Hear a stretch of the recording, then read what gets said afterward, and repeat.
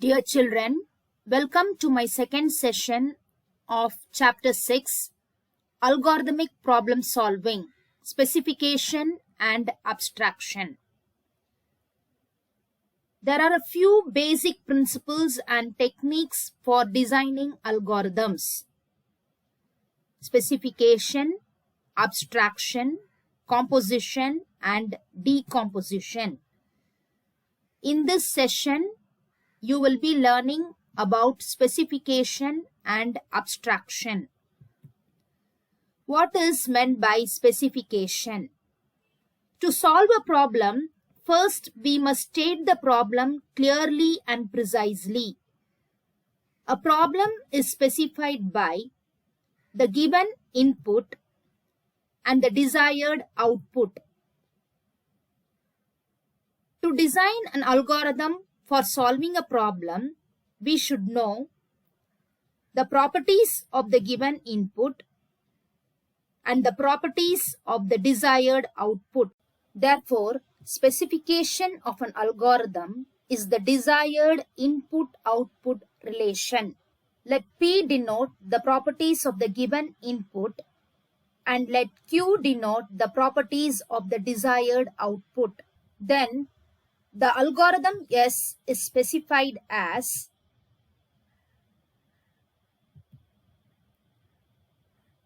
Step 1, algorithm name, and within parentheses the inputs.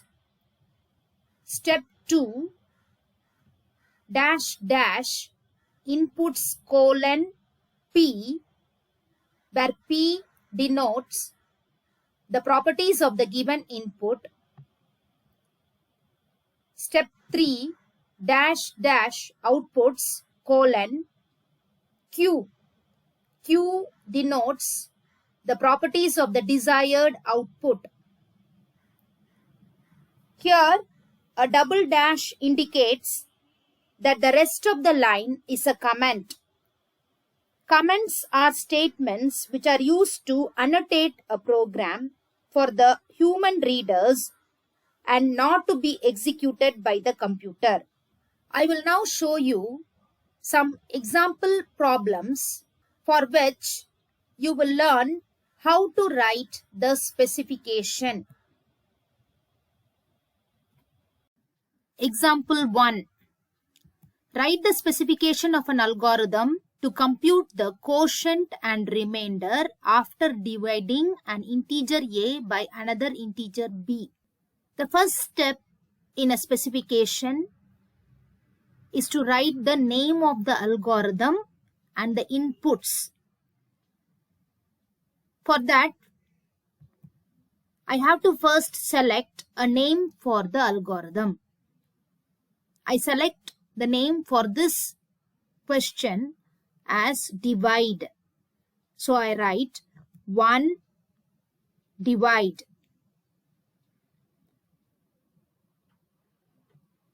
And when I read this question, I can understand that there must be two inputs, A and B.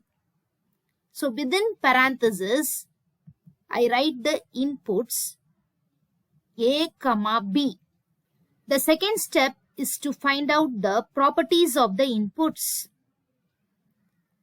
So I write 2 dash dash inputs colon. In the question, the inputs A and B are given as integers, integer A, integer B. So one of the properties of the inputs A and B is A and B are integers. And when you divide an integer A by another integer B, the denominator B should not be 0, since division by 0 is not allowed. Therefore, we have another property for the inputs, which is B not equal to 0. Having found out the properties of the inputs, my next task is to find out the properties of the outputs. So I write 3 dash dash outputs colon. Once again, look at the question. Write the specification of an algorithm to compute the quotient and remainder after division. So here I have to find out two outputs, quotient and remainder, after performing division. If I divide 23 by 3, I get 2 as the remainder, which I denote by the variable r, and r should be greater than or equal to 0 and less than b, which is written as 0 less than or equal to r less than b. And 7 is the quotient, which I denote by the variable q. The relation between the inputs a, b and the outputs q and r is given as a is equal to q into b plus r and 0 less than or equal to r less than b. These are the properties of the outputs. And a is equal to q into b plus r is the input-output relation. Now I have the specification for the given problem.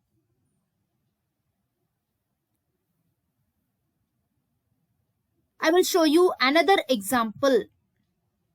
Example 2.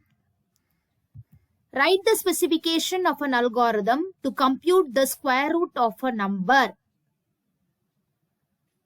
First, select a name for the algorithm. So my first step is 1 square root, square underscore root. I have chosen this as the algorithm name. And the input should be a number. So within parentheses, I write n. The next step is to find out the properties of the inputs. So step 2 is dash dash inputs colon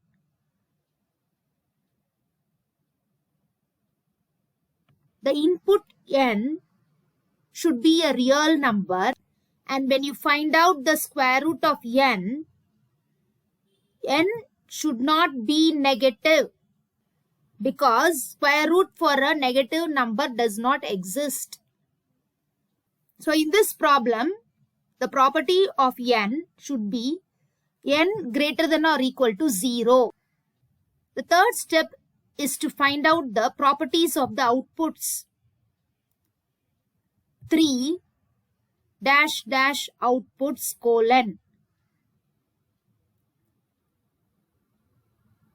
When you find the square root of a number, the result will be another number, which I will denote by y. Therefore, root of n is equal to plus or minus y. This I can rewrite as y square is equal to n. So the output y is a real number such that y square is equal to n. Here y square is equal to n is the input-output relation.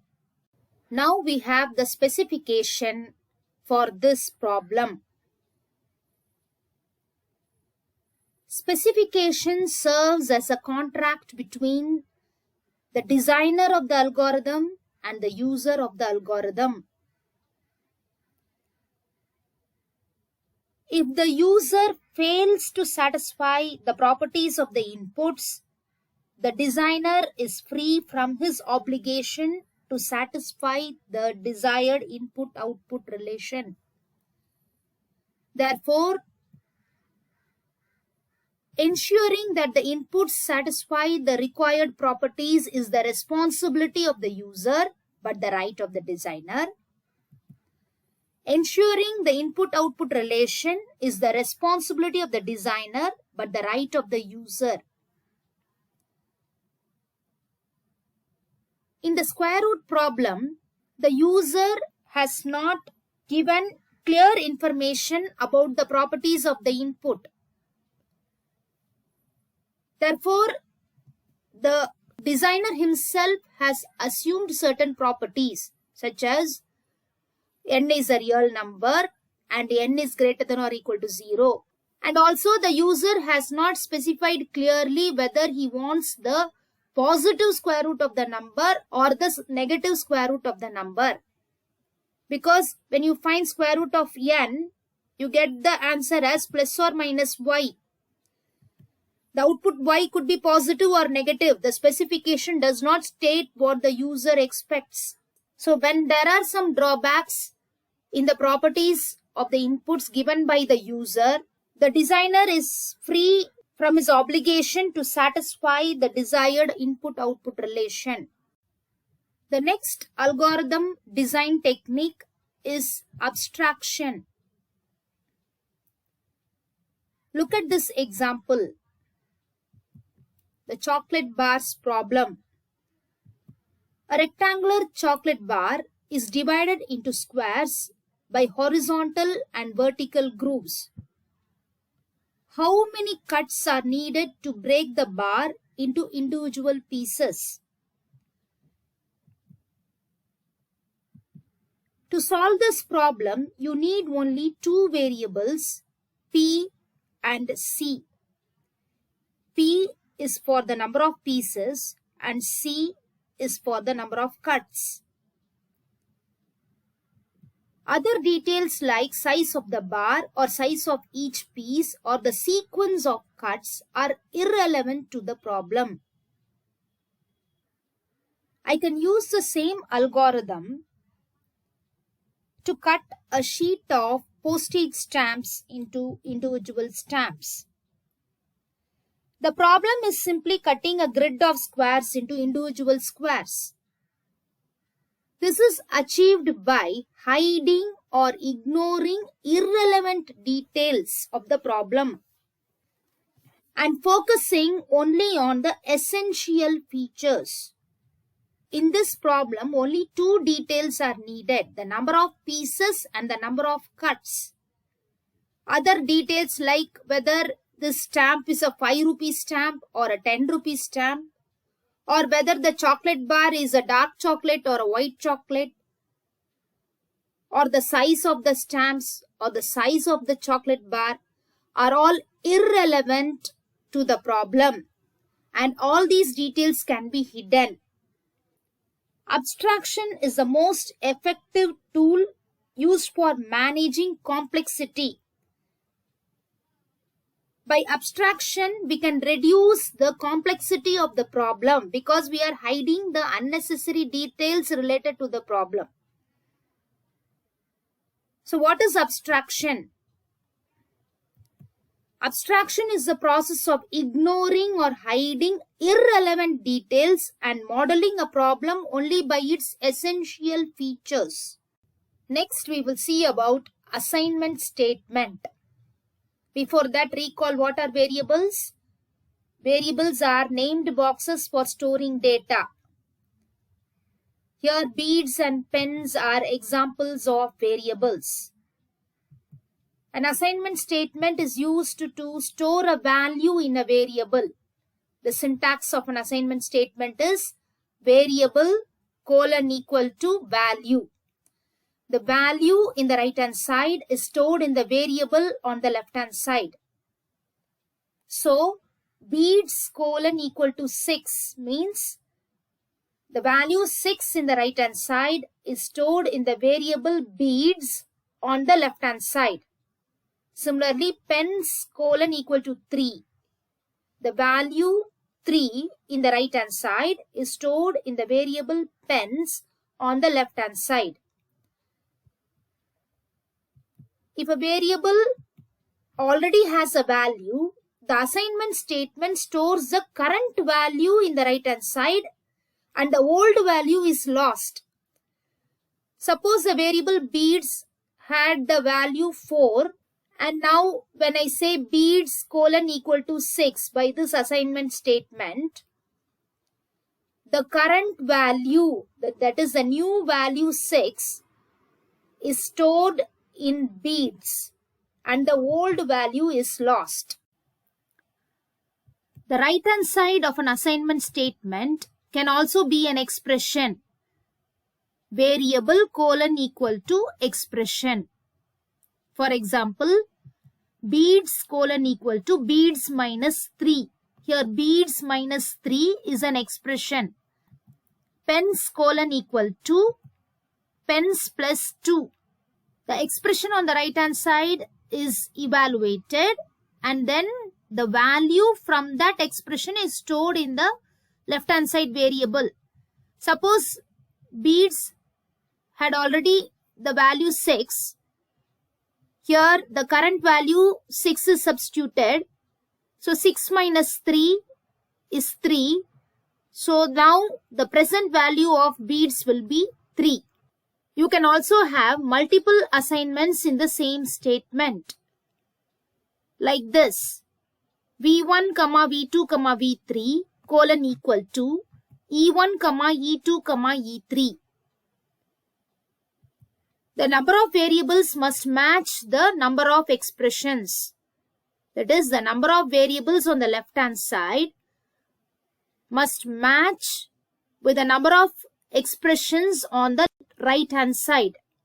So these two statements I can write as one assignment statement following the above syntax as beads pens colon equal to beads minus 3 pens plus 2. So in this session you learned algorithm design techniques, specification and abstraction. Composition and decomposition will be dealt in the next chapter. And also you learned the various forms of assignment statements. The first one is variable colon equal to value. The second form is variable colon equal to expression.